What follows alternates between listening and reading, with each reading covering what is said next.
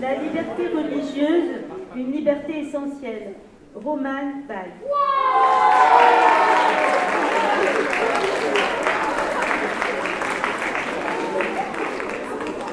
D'après l'article 10 de la Déclaration des droits de l'homme de 1789, nul homme ne doit être inquiété pour ses opinions, même religieuses.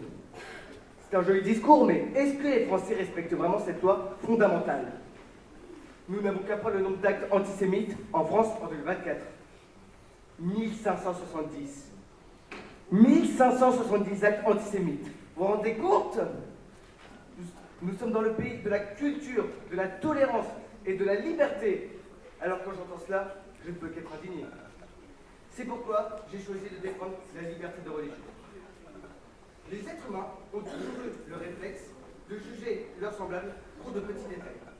Mais vous, je suis sûr, vous avez déjà eu un faux avis d'une personne à cause de son style vestimentaire, d'une réaction ou tout simplement d'une opinion. Mais le fait est que, tous comme nous sommes, nous alimentons une société basée sur des idées reçues. Et les religions sont peut-être, si ce n'est, le sujet le plus stigmatisé de nos jours. Prenons le cas de l'islamophobie.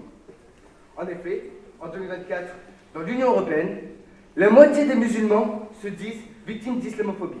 Ça fait un musulman sur deux. Et le pire, c'est que, comme toute discrimination, finalement, l'islamophobie, l'antisémitisme, et j'en passe, toutes ces intolérances mènent à du harcèlement. Et il n'y a rien de plus consternant que ce comportement humain.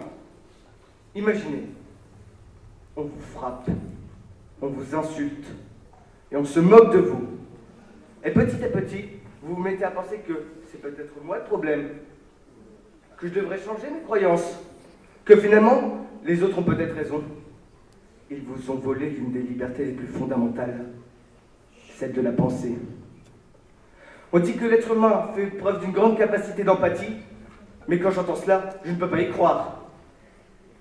Et je rappelle que le harcèlement est puni par la loi et que d'après l'article 222-33-2-2 du code pénal, le ou les harceleurs encourent une peine de 15 000 € d'amende et de 1 an d'emprisonnement. Moi, je suis témoin de toutes les discriminations, de toutes ces blagues qui ne font rire que les imbéciles. Et je ne peux rien y faire car c'est rentré dans les conversations quotidiennes de se moquer des religions d'autrui. On pourrait croire que l'humour discriminatoire vient du tempérament de certaines familles, mais je l'affirme haut et fort que l'endroit où circulent le plus les idées reçues, ce sont les établissements scolaires, c'est-à-dire les écoles, les collèges et les lycées. Et il faut cesser cela immédiatement par prise de conscience de la gravité des propos. Mais nous oublions un facteur très important, les réseaux sociaux. Et là, c'est un tout autre stade. Et pour vous montrer l'importance de ces espaces numériques, je vais vous raconter le témoignage de Rose, une étudiante en fac de médecine qui est victime d'antisémitisme. Vous pourrez retrouver son témoignage sur France Info. En effet, ça a commencé par des blagues de mauvais goût de certains étudiants. Mais tout de suite, ça a dégénéré. Ils se sont réunis sur des groupes de conversation en ligne et ont fait des listes de juifs de leur bahut. Oui, vous m'avez bien entendu. Et les qualifier de bons juifs ou de mauvais juifs. On se croirait revenu au Moyen-Âge. De plus, je rappelle que d'après l'article 225-1 du Code pénal, toute discrimination est passible d'une peine d'emprisonnement et d'une peine d'amende. Mais ce n'est pas tout. Le pire, c'est que, une fois même, Rose se fait accueillir par l'une des étudiantes avec un salut nazi. Je ne vois pas ce qu'il y a de drôle à reproduire un symbole d'une idéologie politique qui consiste à opprimer, voire même à tuer, les gens qui n'ont pas les bonnes croyances selon eux.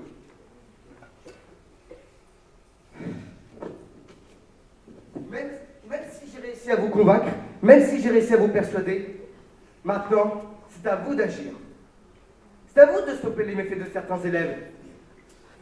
Il faut réfléchir sur le long terme. Quel avenir allons-nous laisser aux générations futures? C'est cet avenir-là que vous voulez laisser à vos enfants? Je crois que non. Regardez déjà l'état de notre époque. Bien que la laïcité inscrite dans la Constitution doit garantir la liberté de conscience, l'égalité de tous les citoyens, quelles que soient leurs croyances, la neutralité de l'État à l'égard des religions et le libre exercice des cultes, en France, certains professeurs qui assurent l'application de la laïcité sont victimes de l'intolérance de personnes prenant un prosélytisme agressif. En notre mémoire, M. Samuel Paty, assassiné comme d'autres personnes.